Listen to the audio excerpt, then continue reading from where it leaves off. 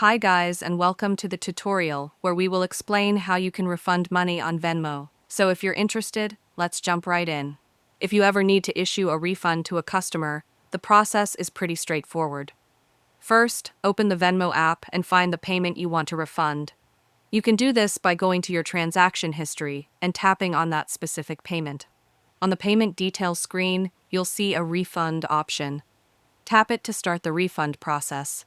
Keep in mind, refunds can only be processed using the money currently available in your Venmo account balance.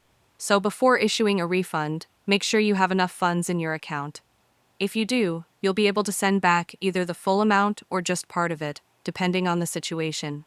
It's also important to note that even if you refund the payment, you'll still be charged the seller transaction fee. Venmo doesn't return that fee. Once the refund is done, both you and your customer will receive a notification in the app and an email confirming the refund.